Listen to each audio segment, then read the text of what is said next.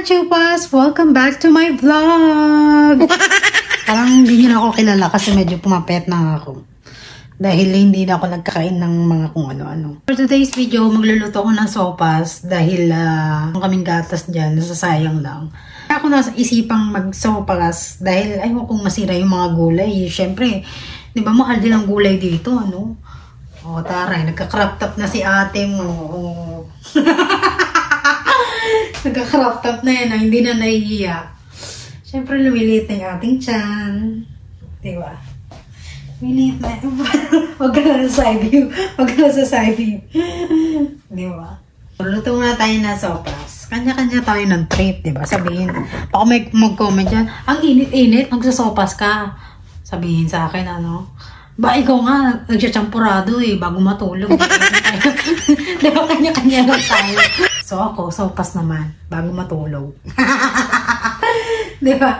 Kuhain natin yung ating macaroni. Elbow macaroni. Gumagaba yung aking bra kasi yung aking bra eh hindi na kasya dito sa aking ano, kahit pinakamaliit na siya. No? So, pakulo lang tayo muna ng macaroni. Kasi dati pagka nagsasopas ako, isang malaking ano ang niluluto ko. Ngayon, since hindi ko alam kung nagugustuhan ba nila yung sopas o ano, patikimin muna lang natin sila. So, mga isang 1 cup lang siguro, 2 cup.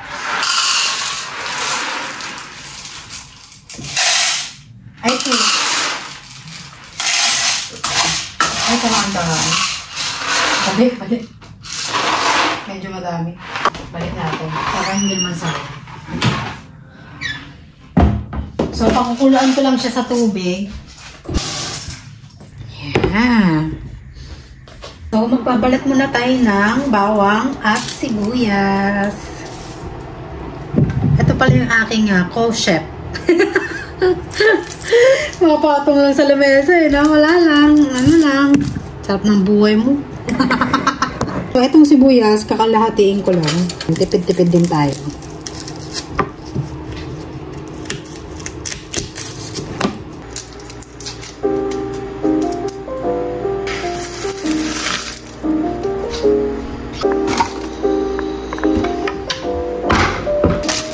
Save natin.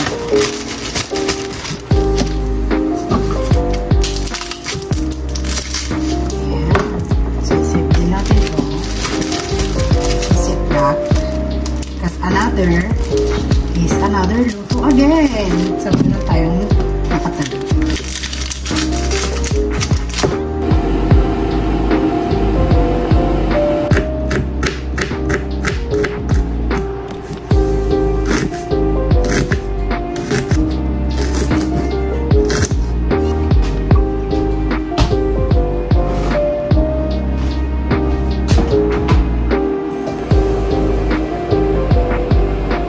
Check ko muna kung nandito yung hapon.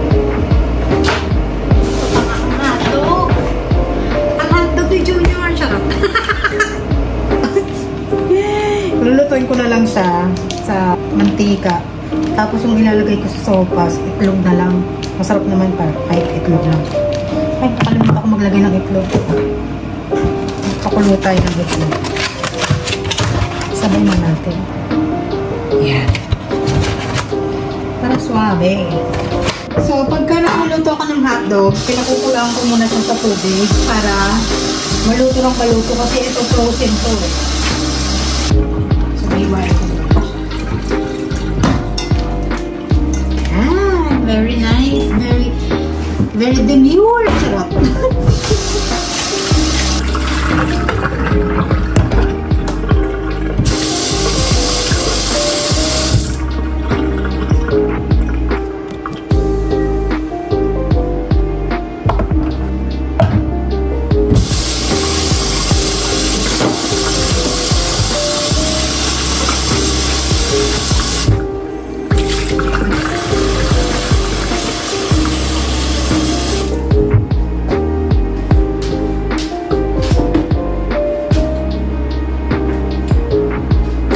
Ang mga ingredients ng ating sopas is celery and carrots. Hiniwa-hiwa ko na siya kanina. And then, napa-cabbage, yung aming natira, yung nagbulalo ko kahapon. Kahapon na yun isang araw.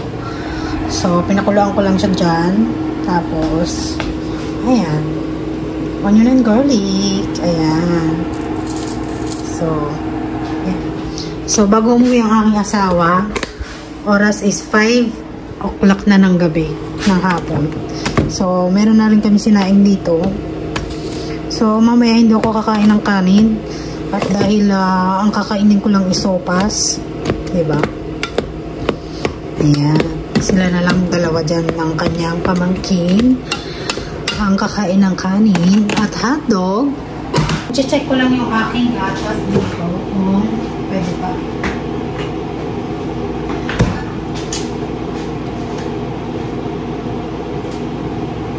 Parang hindi na.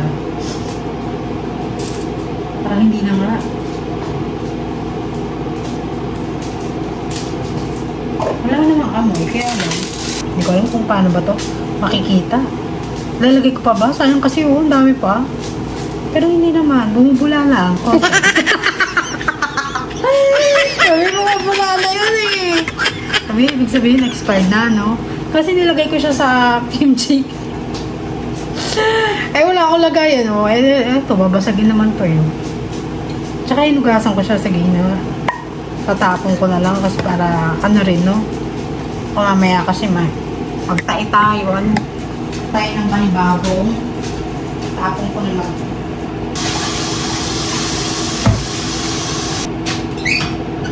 Ito, maliit lang siya.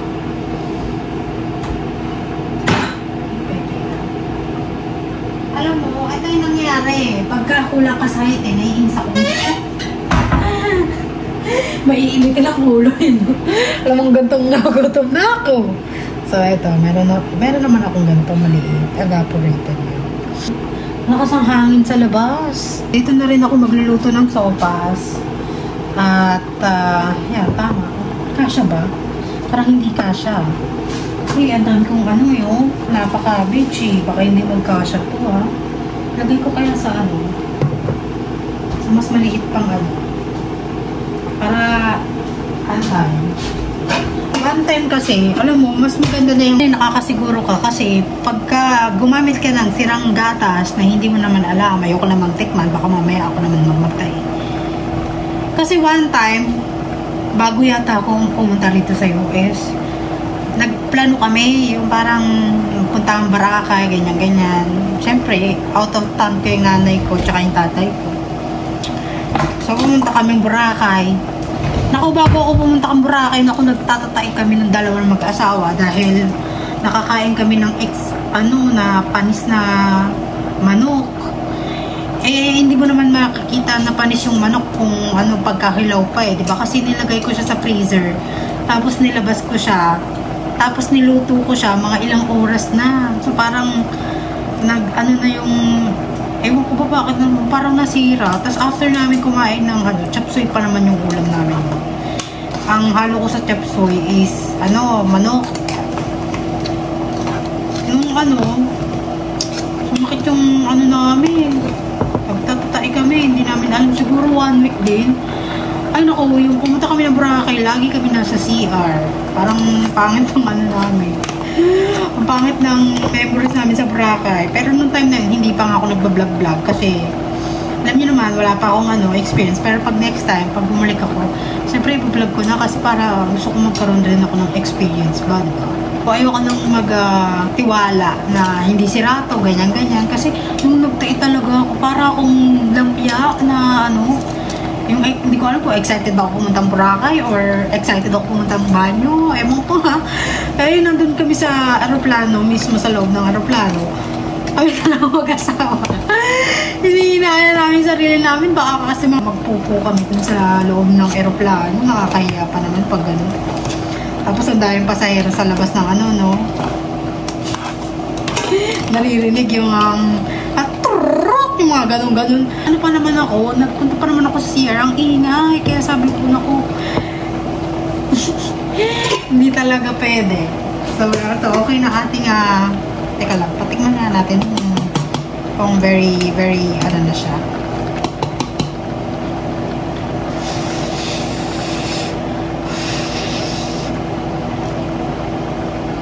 Ayan, pwede na to. Ayan. Ngayon lang natin ang ganyan. Then, mag-isa na tayo dyan. Lagyan natin ang mantika. Pero hinaan natin ang apoy. Para hindi naman masunog agad.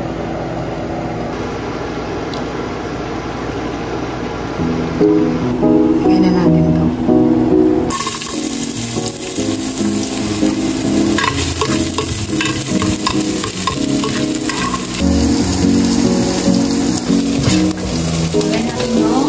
Celery and carrot.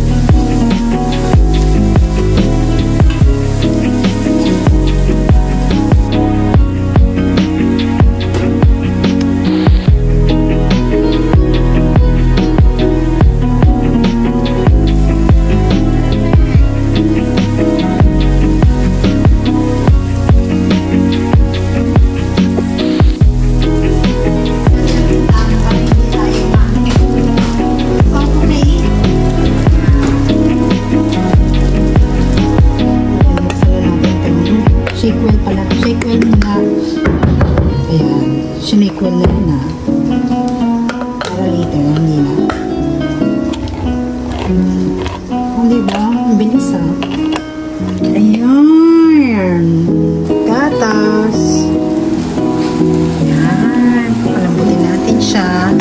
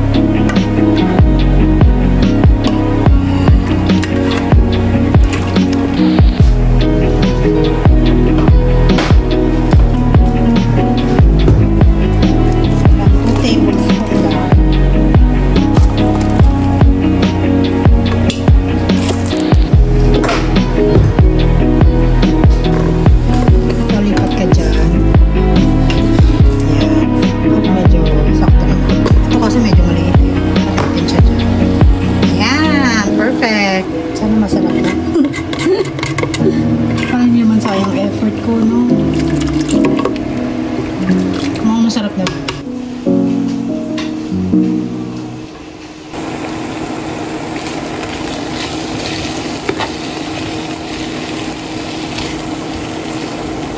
So habang nagluluto ako rito, kwentuhan muna tayo. Marsha. Ang ending. Wala, walang nakain. Kaartihan mo. Ka-video-video ka pa. Sabihin sa akin. Kaya lang naman ako nag-vlog kasi pampalipas oras ba dito? Siguro pagka nagkaroon ako ng anak, hindi na ako mag-vlog. Siyempre, focus na tayo sa ang dapat lang importante. Ayan. Ilalagay ko na yung ating noodles. Ang dami na pala yung 1.5. Ang dami na rin pala.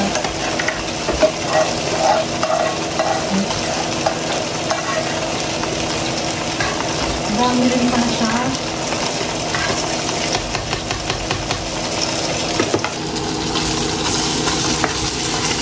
Yan, luto na. Sana malapit na yung asawa ko umuwi, ano? Ilang oras na rin eh.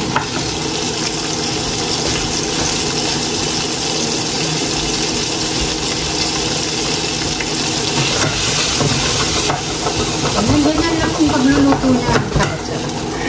Okay na, di ba? May sabaw na sa... kaya lang dito kasi yung mga tao, hindi sila mahilig sa sabaw. Kaya pag pinakain mo, hindi nila kinakain yung sabaw. Laman lang. Kasi sa kanila, hindi usong sabaw. Pero sa atin, usong-usong. Yan, kumukulo na ang ating sopas. Yan, konti lang to, pero parang ang dami na, ano? So, ilagay na natin ang gulay. Kasi masasayang lang ito.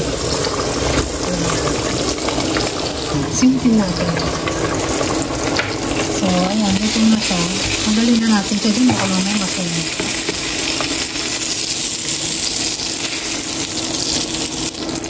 Kasi pag pinatatagal siya dyan, masusunog yan eh.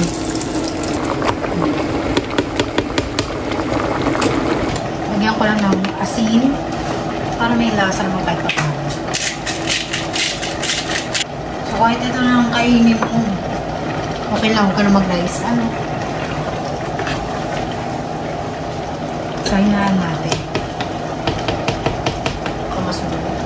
So, lagyan na natin yung gatas.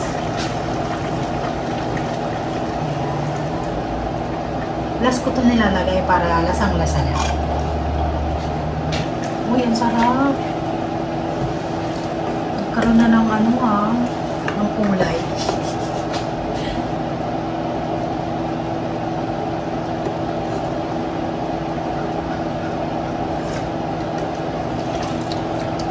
Sarap pa.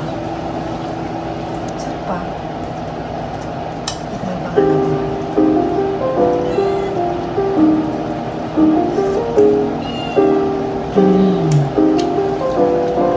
Pwede na siguro to.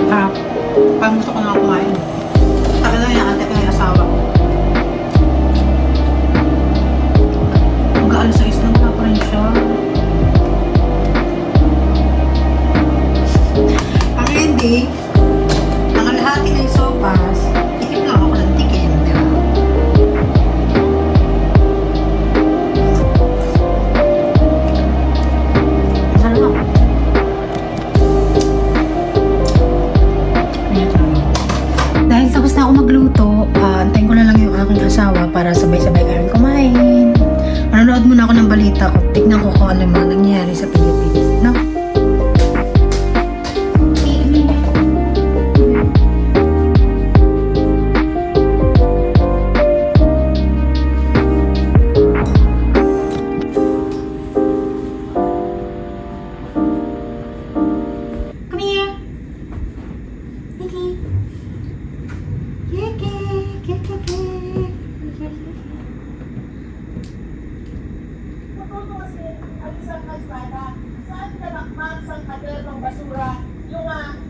RMO nasa 5 pamilya dito sa probinsya ng Cavite. Emil.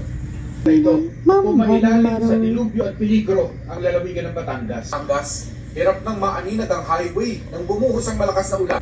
Hindi na kinaya ng AUV na ito ang lalim.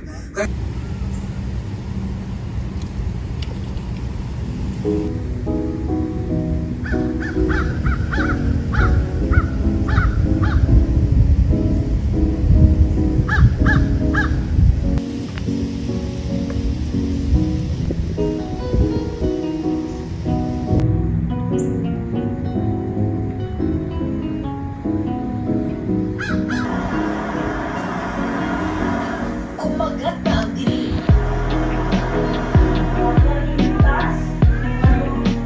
Ang kanilang mga bahay kahit tumatas na baha tulad na lang ng ilang resident.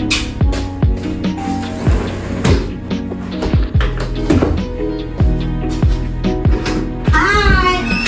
I miss you. Hey, you. So this is good. Good. Why is it so long? I'm gonna go home, baby. It's around 3 o'clock, so I'm not hungry yet. We're waiting for you. I guess I'm hungry. So we're gonna serve now. Is he hungry? Yeah. Oh, he wants to eat. Okay. You want to eat? That's what you're trying to tell me? That's what you're trying to tell me? Meow, meow, meow. Ready to watch? Yep. The film after we eat? So we're gonna eat first.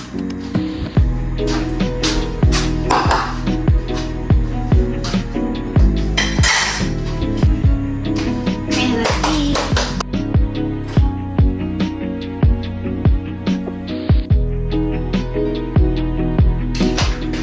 Whoa.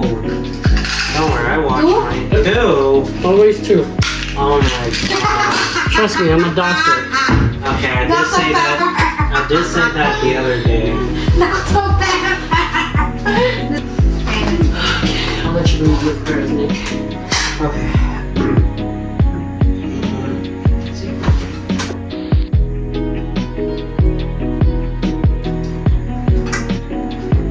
What's your day today, Pete? Studying? Pete, what are you doing? Nothing.